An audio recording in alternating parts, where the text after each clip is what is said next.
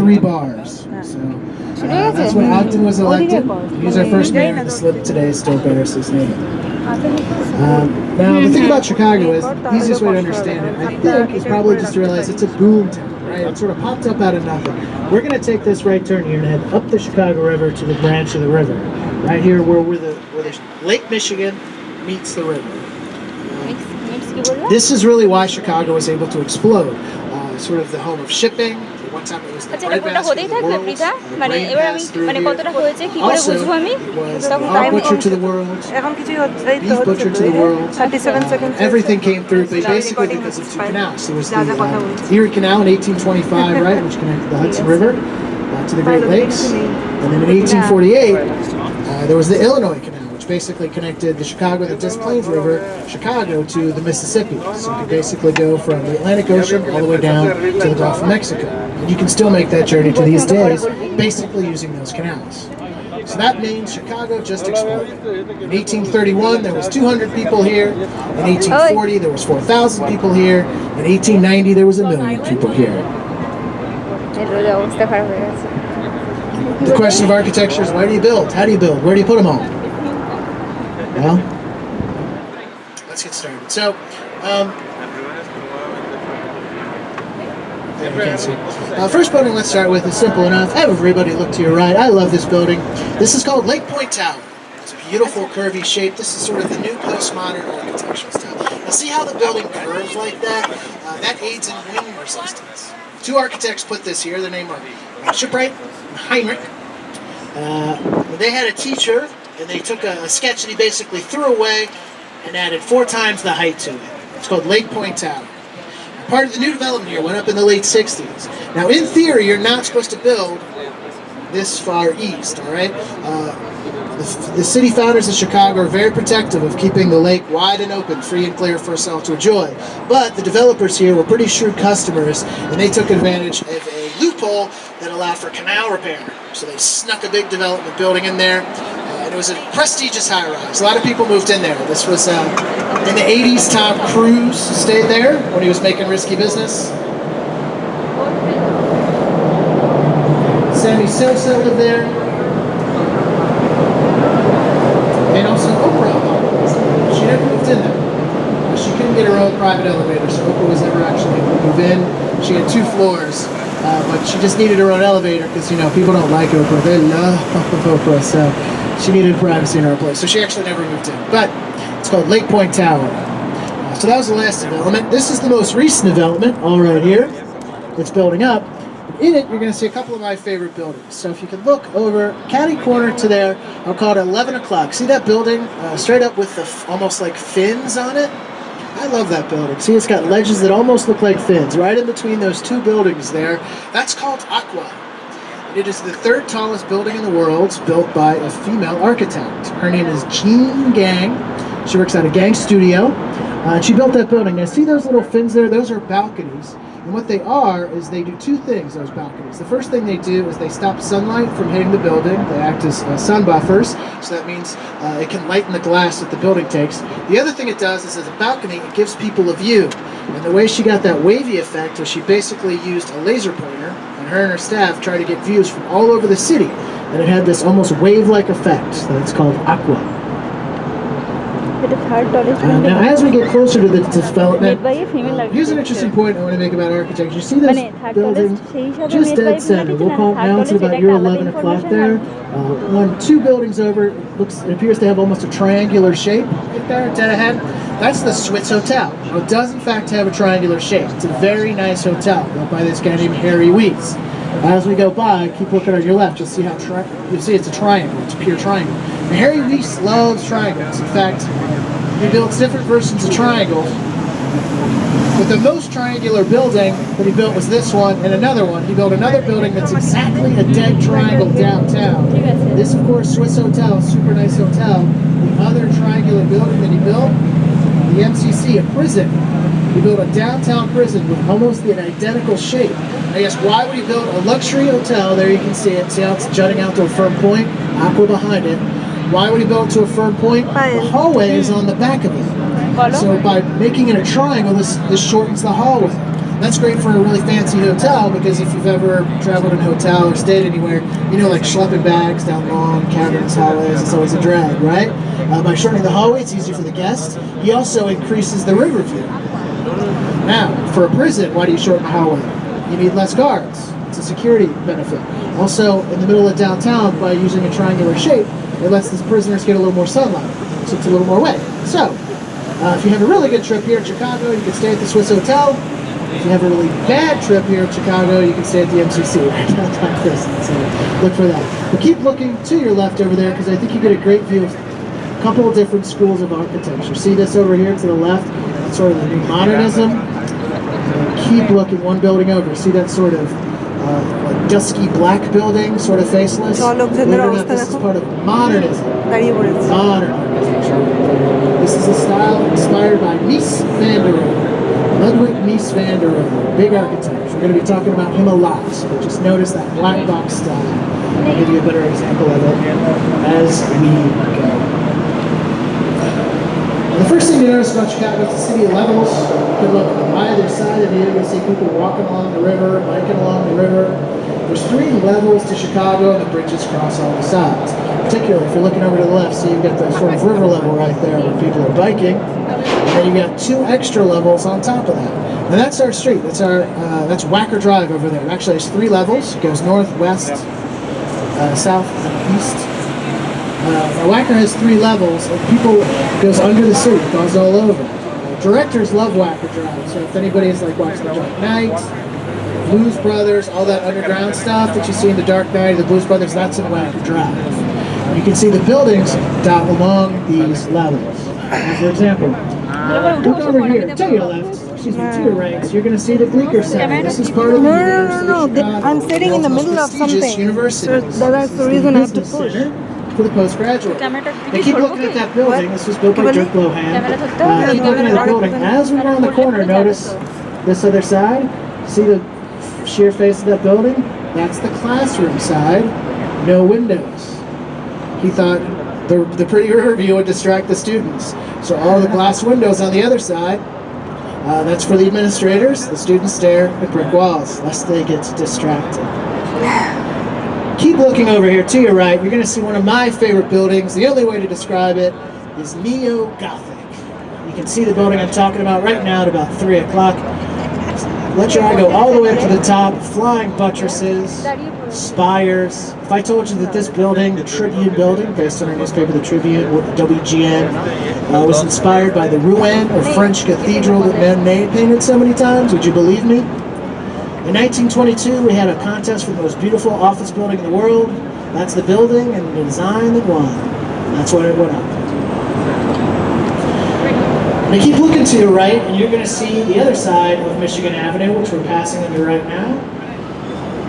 Another beautiful building. This is built in the Beaux Arts style. This is the Wrigley building. Wrigley Field, Wrigley Gum, that's them. And this is the Beaux Arts style.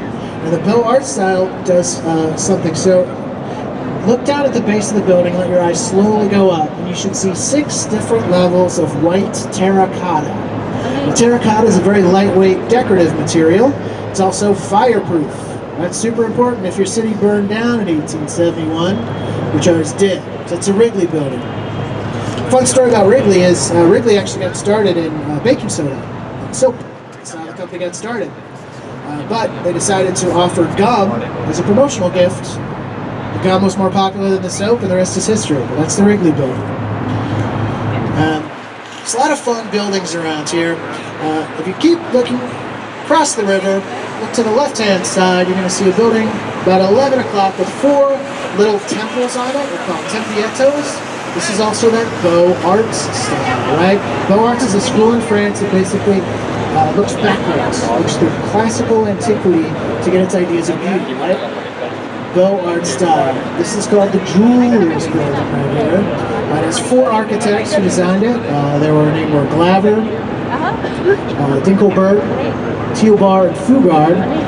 This is called the Jewelers Building. Now, the Jewelers Building had a fun trick to it because this was the central station for where the jewelers would sell their wares.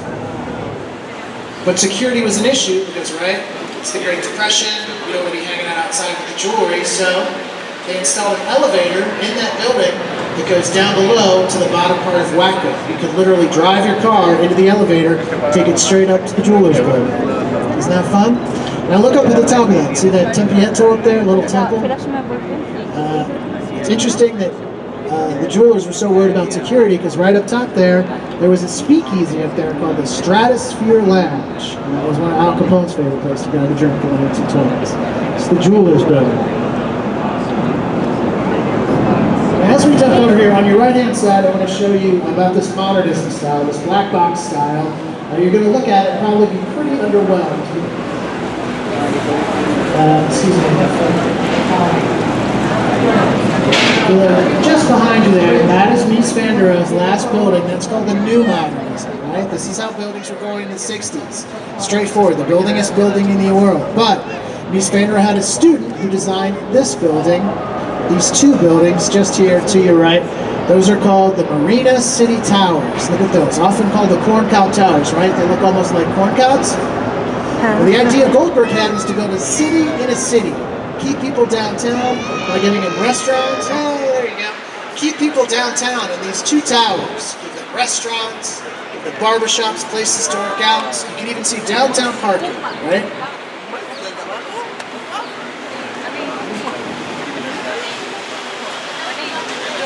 And what comes after this modernism is postmodernism, right? I'll give an example of postmodernism. So if you look over here to your left, right across, you're going to see a brilliant, shiny building right about 9 o'clock. And if I told you this shiny building was inspired by a Greek temple built in 1989, you'd believe me, right? You can see those pillars almost built into the building. They're called pilasters. If you look all the way up the top, that looks like the top of a temple. And the shiny reflective glass is meant to disappear against the back sky. This is 77 West Waco. It used to be the old United headquarters, called United Building. It's where they filmed the movie The Negotiator. Was filmed right there. That's the United Building, or 77 West Waco. Which you can see was inspired by classic Greece. It's the other side, back over to the right-hand side. If you were to look at this building, this will give you a good sense of what Chicago was like in 1900, 1910, 1920. This is an old warehouse from Monarch Foods grocery store, right? See the red brick, flat against the river.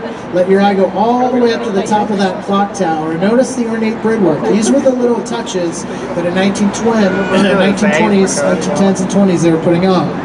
This building built by a guy named George Nimmons in 1914. Now, if you notice this building closely, it's uneven, right? Why is it uneven? Because it was chopped off, boom, by this bridge right here. The LaSalle Street Bridge came in, and they chopped off the building. It's now called the Reed Murdoch Building. For years, it used to be where you had to go to pay a parking ticket. Now it's the home of Whirlpool Encyclopedia Britannica. That's where it is. Now, here's two conflicting styles you can see. If you look back over here to your left, this is the old builder's building, right? You can see the older style is the one facing you in front or to the east. And then if you look to the left side, you can see there's an add-on to it, right?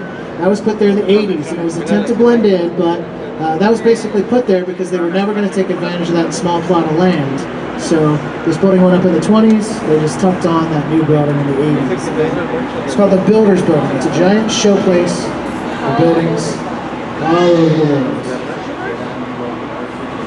Now my favorite example of what postmodern building can do is coming up. It's going to be here on your left as we bend around the river. And it's these three buildings put here by a New York architecture firm. It'll be over here on your left. You're going to see it in a second. You can already see it. Now in Chicago, we don't like to let other architecture firms play in our city, right? New York tried to come in. They tried to get a foothold.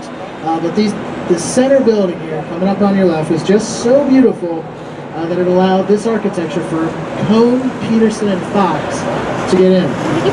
So here it is. See this curvy building?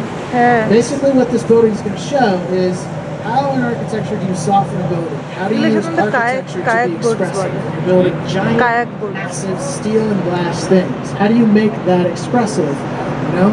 In the same way that sculpture can be expressive. And it also has to be useful, and it also has to stand up. Well, one of the things you can do is make the building refer to the space it's in. So you see how this bends and follows the river? It adheres to its own environment. This is postmodernism, put here in 1983. You can also see little touches. If you notice the bands, the green glass, the blue glass are reflective of the river. The building itself is literally reflective of the area around it. It's literally reflecting everything around it. And another architectural touch they put on it is called the tripartite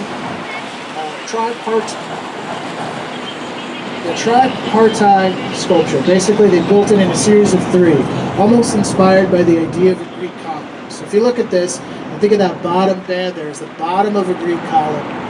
Look at the center part, think of that as the middle or the shaft of a Greek column. And then look at, see those little corners up there? Think of that as the crown or the capital of a Greek column. Now those corners do two things. They cap the curve, and they also provide structural support because the rest of that building on the other side shoots out like a piece of pie, basically. It's a triangular or wedge-shaped, ever play old Trivial Pursuit? The other side of the building looks just like a pie piece. It's called 333 West Wagon. Did anybody see the movie Ferris Bueller's Day Off? That's where his dad worked. So that's Ferris Bueller's office building right there. Now, all along the river, you're going to be taking advantage of these tight little spots where you can build buildings. The Riverbend apartments here are a good example of this. See how narrow this building is? Dead ahead of me, just on the left. See how narrow that building is? That's because they have no space to work with. This building right here, there are railroad tracks all over here. So the architect, DeStefano Associates, is fitting that building in just right here, just on this side of it, with a small, tiny plot of land that he has. See how narrow that is? There's parking in there, but it's elevator parking, because there's not even enough space to turn your car around by parking your car. In fact, the one hallway for this building is on the west side, so everybody gets a river view. It's a good way to organize a city. A tiny building in a small plot of land. Keep looking over to your left-hand side of the building. You're going to see an older throwback warehouse building over here, roughly about 11 o'clock. At 11 o'clock, right over here, this is the old cold storage warehouse. It was put here in 1909 by Frank Abbott. Right over here to the left. It used to be a cold storage warehouse. You can look at that building and just almost feel how thick it is. Those walls are about 1.5 feet thick. That's because there's no steel behind it. It was designed as a cold storage warehouse. They used to, they would have run pipes all over it with river water and a brine and ammonia, and it would keep the building cold. And there were no windows anywhere in it. And they had insulation that was cork and horsehair. So in the 1980s, when the architect, Harry Weiss, wanted to turn these into nice condos, the first thing he had to do was get rid of all that cork and horsehair. There was about 500 semi-loads full of cork and horsehair. Gross. Also, he had to see those windows, he had to punch those holes through 1.5 feet thick a wall. And he had to do all of that without violating the structure of the building. He had, he had to stand up.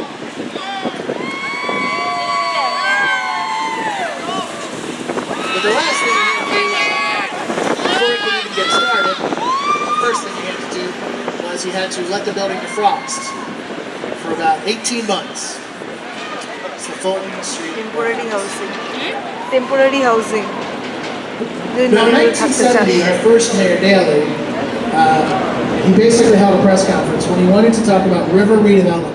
It was his fondest wish that people could bike on the river, fish on the river. This is what he wanted. And during that press conference, the journalists laughed in his face. They thought it was so outrageous. The river had caught on fire. It was a dirty, polluted thing.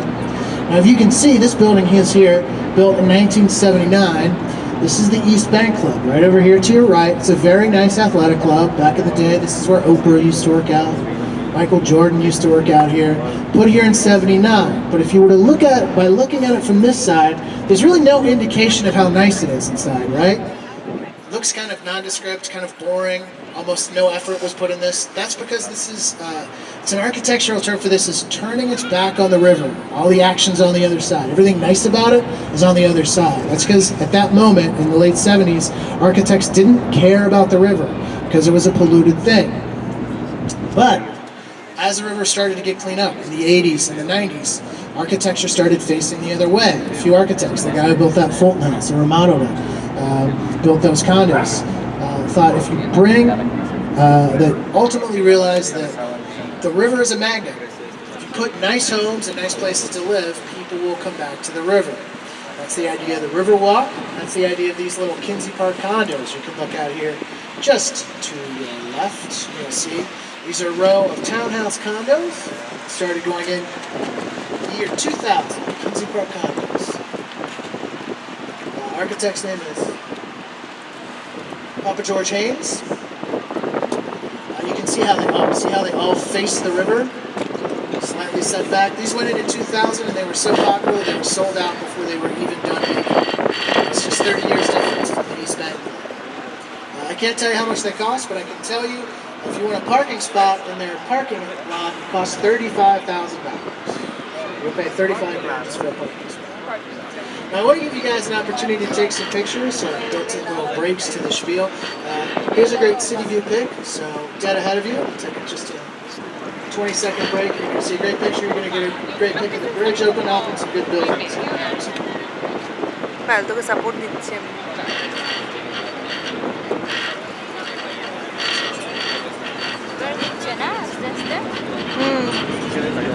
তাহলে 1 ঘন্টাতে 20 minute হয়েছে মোটে 20 না 30 minute হয়েছে হ্যাঁ 30 minute হয়েছে 30 minute হয়েছে এখানে 20 minute দেখাচ্ছে হ্যাঁ 20 মিনিট দেখাচ্ছে Beautiful, right? তাহলে 1 ঘন্টা 15 And মিনিট then কি ahead of হবে us, you look straight ahead of us, you'll see the Chicago Sun-Times building. If you look up top, you see there's a Holiday Inn is built in there.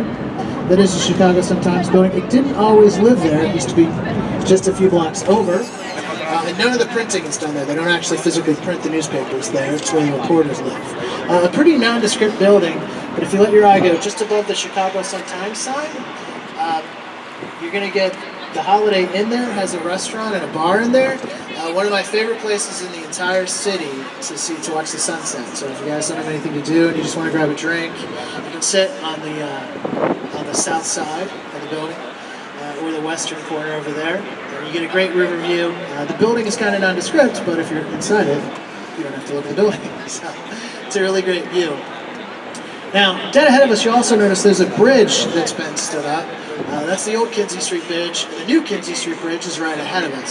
Now, if you keep looking at those bridges, just to the left-hand side over there, you see those clusters of wood?